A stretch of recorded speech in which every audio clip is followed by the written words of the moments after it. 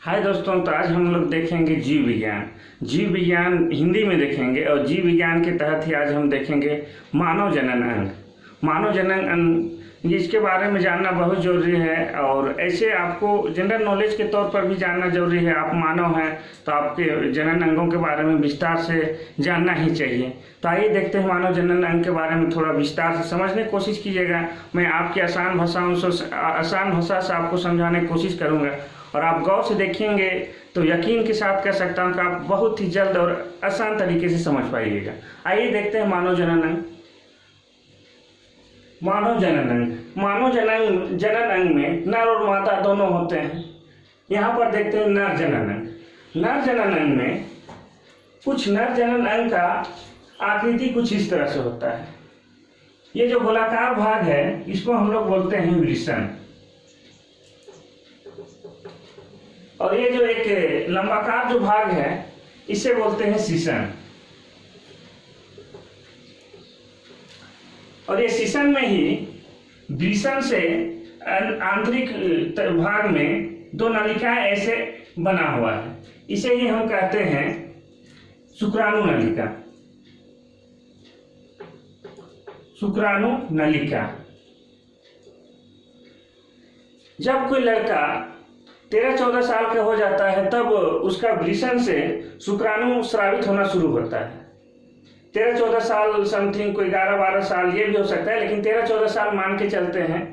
तो 13-14 साल में जब शुक्राणु स्रावित होना शुरू होता है तो ये जो वृषण है एक जोड़ा, इसी से शुक्राणु स्रावित होता है और इस वृषण से शुक्राणु इस शुक्राणु नलिका के थ्रू यहाँ बाहर आता है। ठीक है। और ये जो शुक्राणु होता है एकल कोशिकीय होता है। एकल कोशिकीय कहने का मतलब ये हुआ कि ये एक कोशिका से बना होता है। ठीक है। और ये जो वृषण है एक समय में लाखों शुक्राणु उत्पादित कर सकता है। कितना? लाखों शुक्राणु।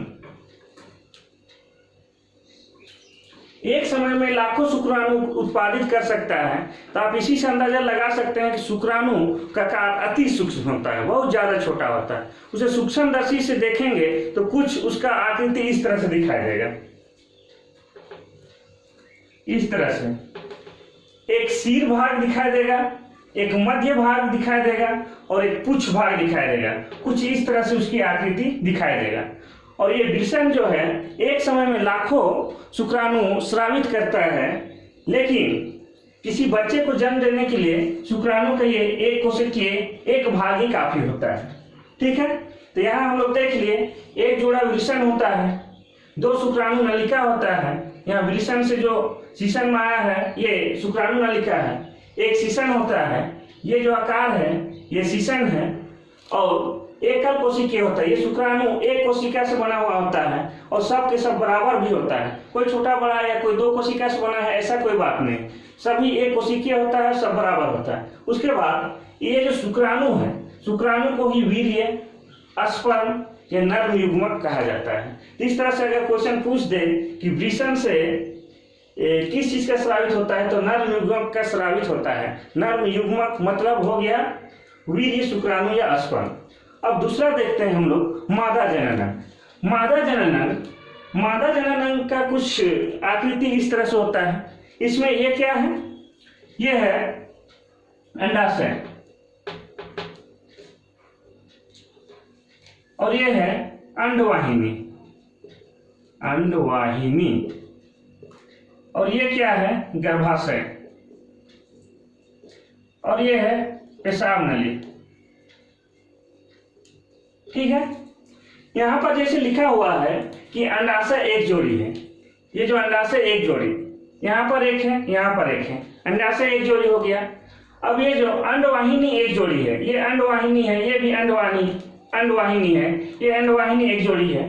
उसके बाद ये जो क्या है? गर्भाशय है। यहीं पर कोई शिशु बढ़ता है और यह पेशाब नली है, इसी के थ्रू पेशाब बाहर आता है। तो यहाँ देखने की कोशिश ये करेंगे कि ये जो अंडाशय है, अंडाशय में ही अंडाणु का निर्माण होता है। या तो इसमें या इसमें, दोनों में हो सकता है। जब ये अंडाशय में अंडाणु का निर्माण हो जाता है और वो परिपक्व हो जाता है, पूरी तरह से तैयार हो जाता है, तब ये अंडवाहिनी के रास्ते से होकर, ये अंडवाहिनी का रास्ता सीधे नीचे गर्भाशय में खुलता है, वहीं पर आता है और यहीं पर भ्रूण तैयार होता है और भ्रूण धीरे से धीरे शिशु अवस्था में आता है और एक बच्चे की जन्म होता है। ठीक है, ये अंडाणु भी, यहाँ जो अंडाणु बनता है,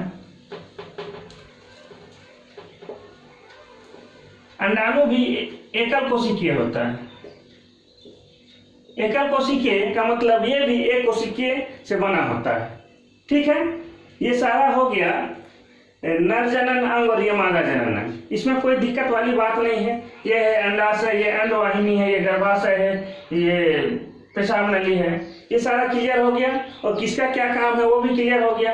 ये जो अंडाशय है, अंडाशय में ही अंडाणु का निर्माण होता है और परिपक्व हो जाता है। उसके बाद ये अंडवाहिनी के रास्ते से सीधे आता है गर्भाशय में। गर्भाशय में ही निषेचन जब होता है तो वो शिशु भ्रूण का तैयार होता है, फिर शिशु बन के मानव बच्चे का जन्म होता है।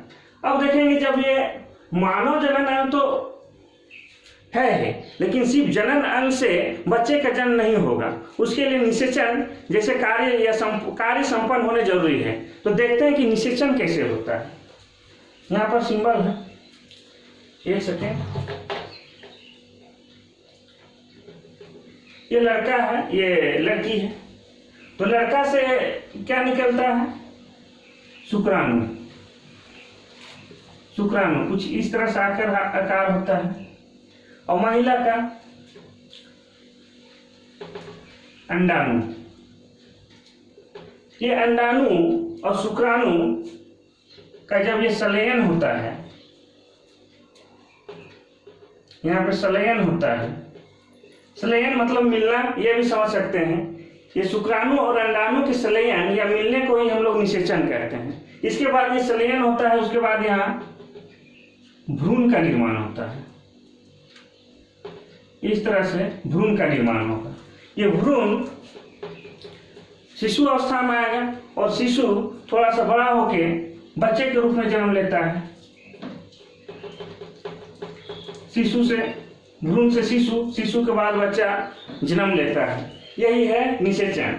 यानी हम कह सकते हैं कि शुक्राणु और अंडाणु के मिलन को या संलयन को ही निषेचन कहते हैं। ठीक है, इसके बाद हम आगे ये बताने की कोशिश करेंगे कि लड़का में या लड़की में ये अंडाणु कब बनना तैयार शुरू होता है, या लड़के में के वृषण से कब शुक्राणु स्रावित होने शुरू होते हैं, या लड़का के में कौन सा हार्मोन पाया जाता है या लड़की में कौन सा हार्मोन पाया जाता है। ये नेक्स्ट वीडियो में बनाऊंगा, क्योंकि वीडियो लंबा हो जाएगा, आप देखेंगे नहीं और समझेंगे नहीं, इसलिए शॉर्ट वीडियो बनाया हूँ। आगे फिर इसका पार्ट 2 देखिए, विस्तार से मैं बायोलॉजी को अपने भाषा में आसान तरीके से समझा दूंगा, वो भी हिंदी में। तो ठीक है, थैंक यू, धन्यवाद।